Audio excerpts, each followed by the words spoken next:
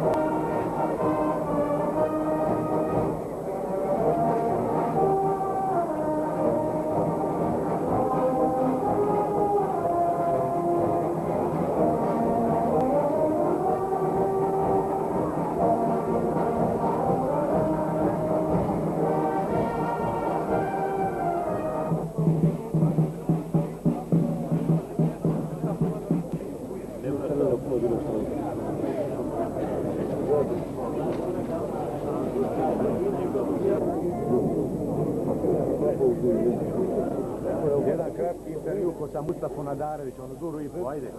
Ajmo ti utvoriti. Krenite po zadnji, nije to složiti.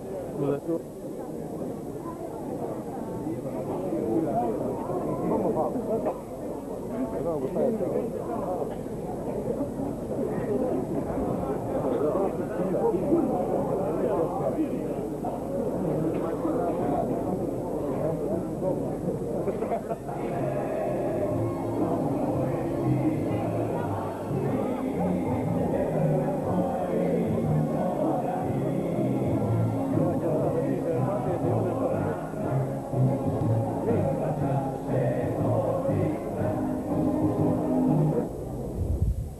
Postrojbe, pozor!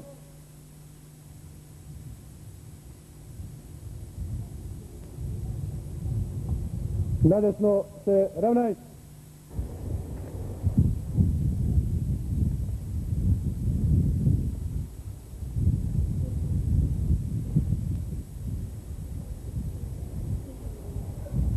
Pozor!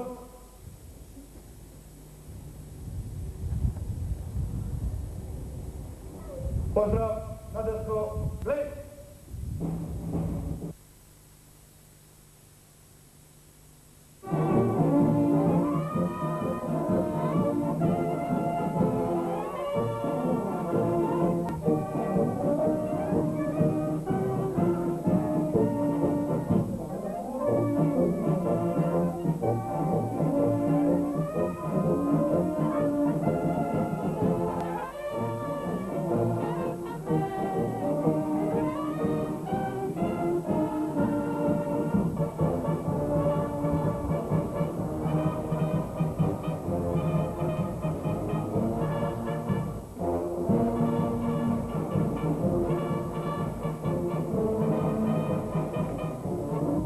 Gospodo vojaci, dočasnici i časnici, pozdrav domovini!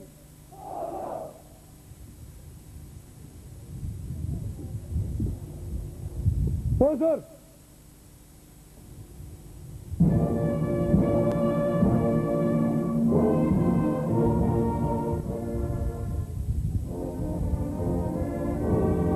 Drže malo.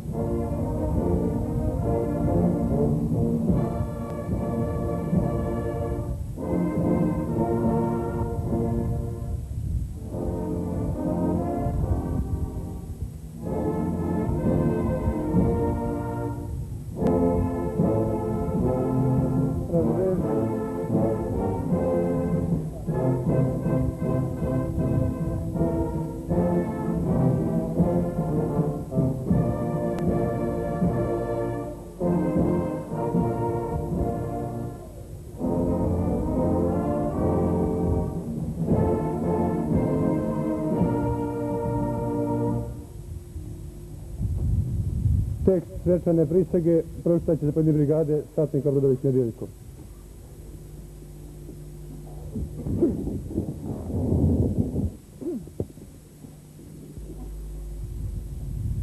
Ja ću čitati tekst svečane obaveze, pozivam vas da vi glasno ponavljate za mnom.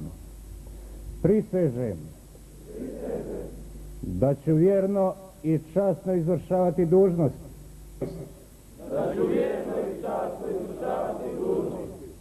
koje se od mene pripadnika Hrvatske vojske zahtijevaju i da ću se savjesno i odgovorno pokoravati službenim naredbama i zapovjedima. Prisežem da ću i uz žrtvu vlastitog života štititi i braniti svoju domovinu Hrvatsku, njezin suverenitet, teritorijalnu cjelovitost i sve njezine građane.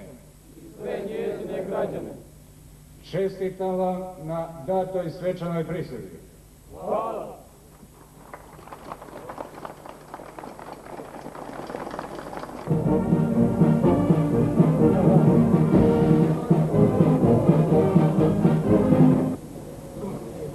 Sad će Don Ljubo Pavić blagosloviti pripadnika Hrvatske vojske. U ime Otca i Sina i Duha Svetoga. U ime Otca i Sina i Duha Svetoga. Bog izvor sviju dobara bio sa svima vama. Bog je sve stvorio i sve uzdržava. Stoga svi događaji kojima on providosno upravlja, a i ljudska djela koja su dobra i prema dobru vode, potiču ljudska srca i usta da blagosivaju Boga, početnika izvor sviju dobara. Ovim slavljem očitujemo svoju vjeru da onima koji se Boga boje i koji ga ljube sve pomaže na dobro. Mi uvijek i u svemu tražimo božansku pomoć. Stoga ne sumnjamo da prijanjajući uz volju svog Oca možemo u Kristu sve činiti na slavu Božju. Da vas blagoslovljeni Bog po Kristu u svemu blagoslovi, te vam sve pomogne na dobro. I blagoslovio vas svemogući Bog, Otac i Sin i Duh Sveti. Amen. Neka postrojbe pristupe potpisivanju svečane prisege.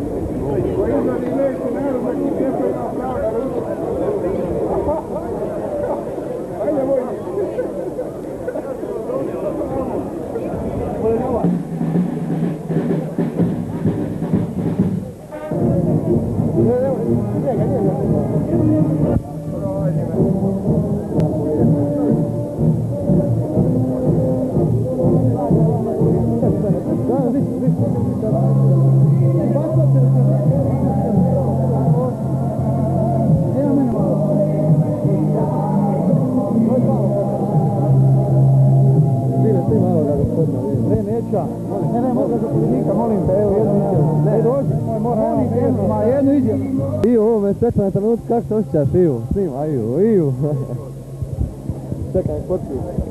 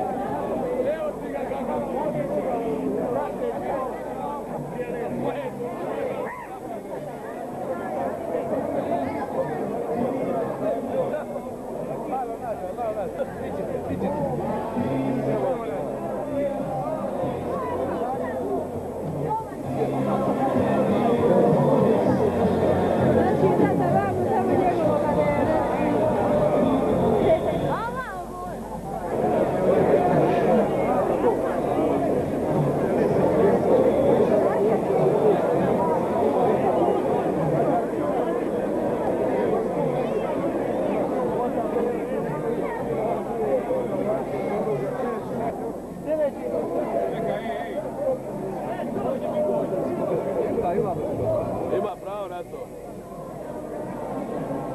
Pazi, ušte.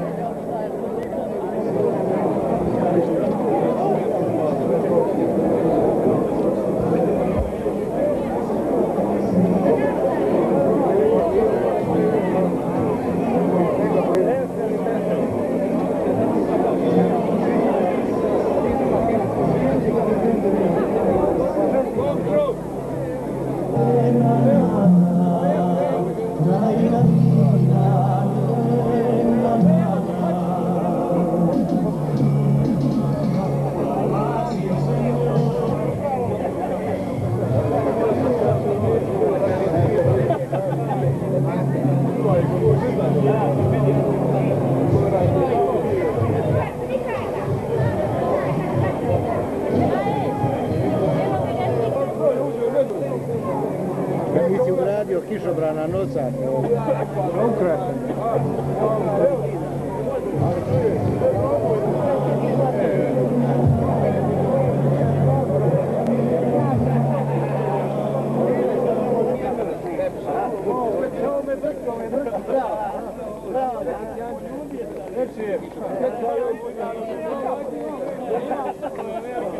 Gospodo hrvatski časnici, dočasnici i vojnici, dozvolite da vam prije svega čestitam na ovom časnom činu.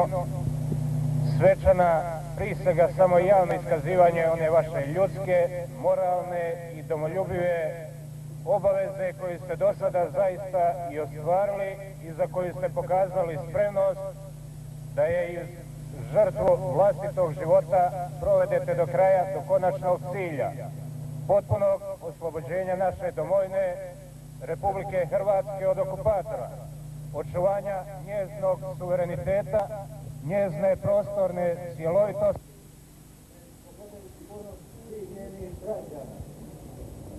Hrvatska vojska nastala je hrvatskog čovjeka da se oslobodi 75-godišnjeg ropstva.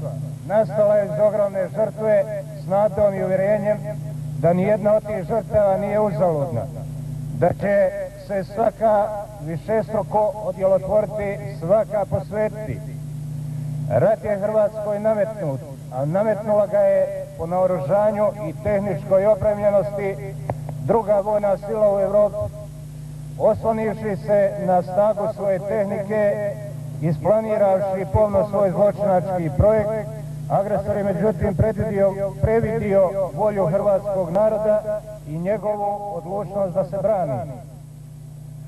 Stratezi agresorske takozvane Jugoslovenske narodne armije bili su toliko površni da su olako prešli čak i preko misli jednog od njih, zločinačkog generala Mamule, koji je čitavu svoju karijeru izgradio na maksimi od nepobjedivosti naroda.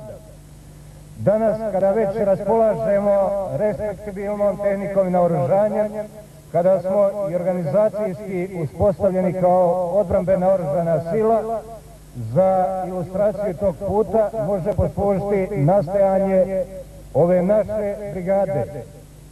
Ona je u vrlo kratkom vremenskom razdoblju, a uz zalaganje celokupne zajednice, prerasla iz dobrovoljačkih jedinica Zbora narodne zaštite i Zbora narodne garde u istinsku vojnu formaciju, organiziranu po svim načelima uspješne obrane.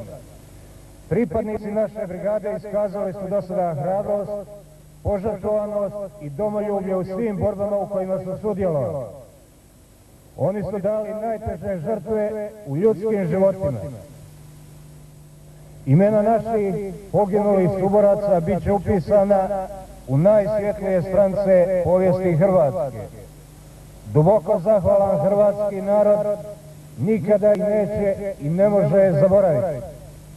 Hrvatski vojnici, pred nama je još uvijek stoji put do našeg konačnog cilja.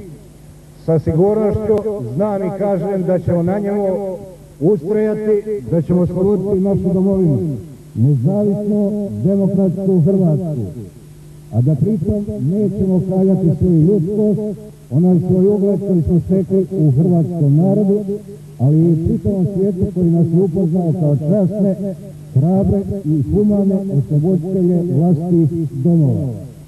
Hvala.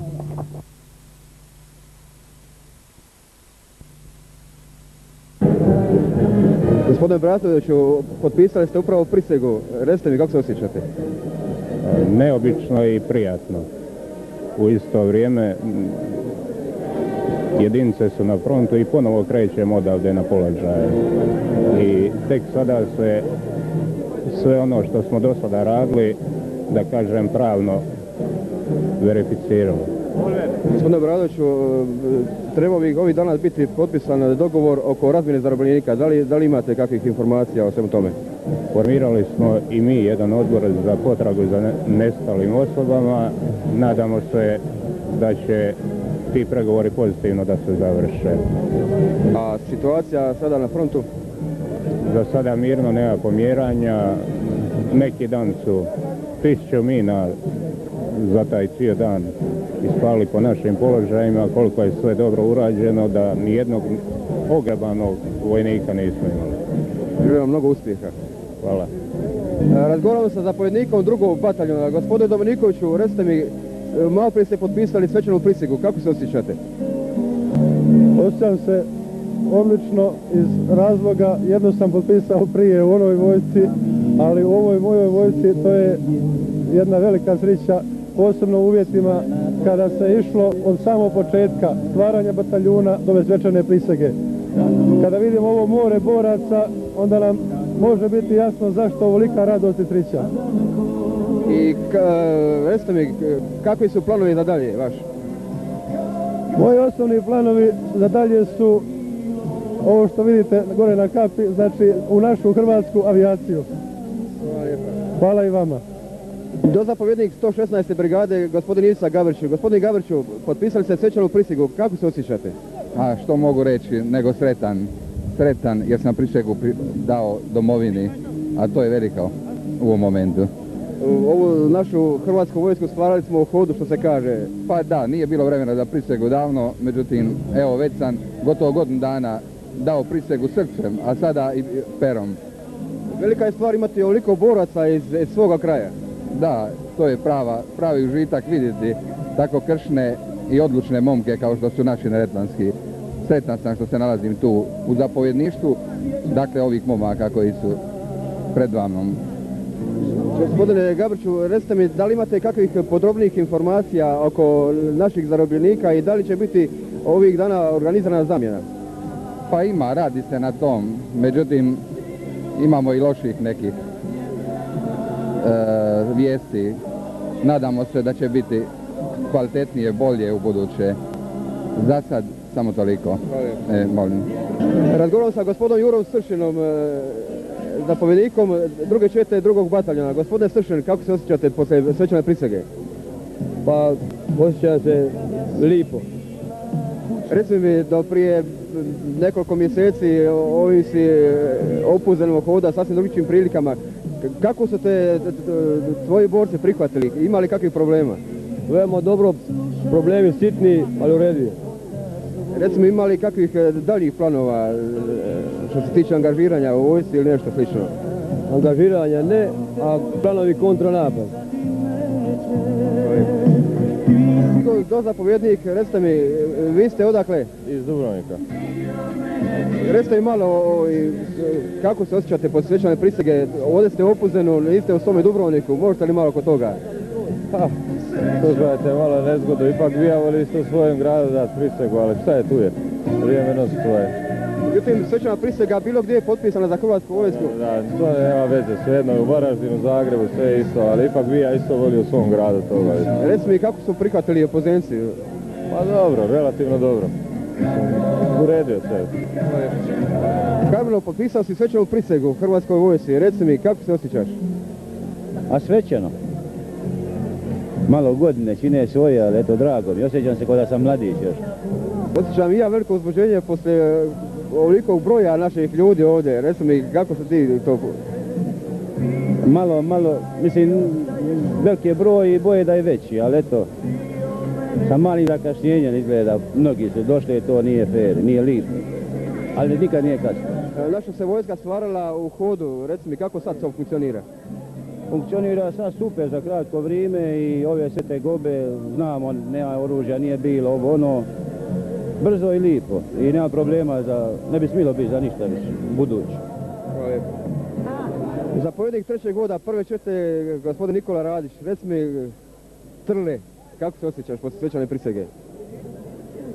Pa kratko jasno, uzbuđen sam. Iako sam ja već prisegu na neki način dao, više važi za ove, kako i sami vidite, ima ih puno.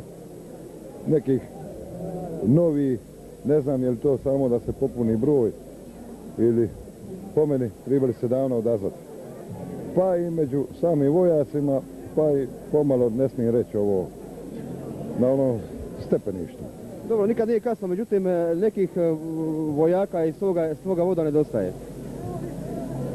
A pa nedostaju, to me baš puno i boli iz tog razloga što nema njih ovdje.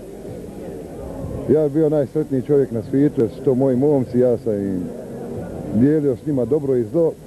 Sad ih nema ovdje. Trebali su biti, ali život je takav. Pa zato mi je malo i krivo na ove friške. Ali i za njih se treba boriti. Pa trebamo se boriti, a to treba i ovima što su čekali do sada kazati da pomognu da i njih osvetimo. I njih osvetiti i familijama pomoći. Hvala lijepo. Molim. Upoznali zatekli smo i gospodina Ivicu Stankovića iz Ploča. Reci mi, kako se osjećaš dok gledaš ove potpisivanje svečane prisege ljudi iz ovog kraja? Pa iznenadilo me koliko dosta i stariji ljudi i momaka ima u Opuzenu na ovoj prisezi. Svima ih želim čestitati u ovu prisegu i lipo je ovako skupiti se i vidjeti te prijatelje, dosta prijatelja imam tu, došao sam ih samo pozdraviti. Recimo, imali kakvih kontakata sa svojim prijateljima, koliko se već vi u vojsci? Pa ja sam od samog napada na male bare i osvajanja kasarne u Pločama. Sreo sam i dosta Opuzenaca u Stonu, u Dubrovniku je bilo sa mnom isto. Dobri su momci, dobri su borci. Fino je boriti se s njima. Otkad je Ploče, ponovo postalo Ploče, dakle više nije Kardeljevo, u to Ploče stvarno, sad možemo reći, postaje hrvatsko i slobodnije se diše kad se to dođe. Ha, sve ste rekli, što ću dalje. Rekli ste, dobro, tako je. Narod se mijenja, svijet se budi, što bi rekli, preobraćamo se. I duplo sam bio i spremni još više sa svojim ljudima opet na boj. A reci mi, slika zamišlja da ćeš u ovom svom dobu dati ovako jednu svečanu prisegu? Nikada. I da će ovoliko ljudi biti na našem trgu kraja samostana? Nikad se to nismo nadali, niko. Ali došlo je vrijeme i moramo i dalje ići. Ja ti želim sve najbolje. Hvala također. Ivo, kako se osjećaš u ovom svečanom trenutku za Opuzen? Ovo je prava stvar i hrvatski vojnik pravi za obranu svoje domovine, spremni smo i sama prisega kaže da smo spremni živote dati. Eto, toliko. Jesi ikad za vrijeme svog življenja mogao pomoći da se ovo desiti ovdje baš na ovom mjestu gdje se dugo godina i za vrijeme svog življenja prolazio? Ovo je jedan put u životu i ništa više, eto. Konačno, Bogu hvala da smo i ovo doživjeli. Bogu hvala da smo doživjeli i moramo osloboditi našu domovinu i gotovo. Ivo, ja ti se zahvaljujem i čestitam. Hvala lipa. Kada u ovom svečanom trenutku za Opuzen i Donju Neretvu? A osjećam se sretno, sada kažem, najsretniji čovjek u životu sam kad sam mogao dati prisegu hrvatskom vojski i da ja i sin dajemo skupa prisegu hrvatskom vojski, za mene je to divno. Da li ste ikad za vrijeme svog življenja mogli očekivati da će se baš na ovom mjestu na trgu kraja Tomislava to desiti? Nikada, kad se sjetim svoje prisege u nekom Srbiji, u nekom Kraljevu, u prokletom zemlji. Kako se osjećaš na dan svečane? Pa sretan sam za ovaj svečani dan. Kiša nije pokvarila raspoloženje? Pa nije, ja mislim da je svako od ovih ovdje prisutnih hrvatskih vojnika samo čekao na ovaj dan. Je li kiša umanjila radost ove prisege? Ne, nimalo. Bolje jedna prisega nego 1000 zakletvi. Hvala. Kako je biti hrvatski vojak nakon upravo položene prisege? Kao i prije, valjda isto. Kako se osjećaš, Dražene, jesi li ushićen? A što je, pomalo? Kakav je osjećaj biti hrvatski vojak nakon upravo položene prisege? Dobar. U jednoj rečenici se tamo kaže spreman sam i život dati za Hrvatsku. A rat je moramo biti spremni na sve za obranu domovine.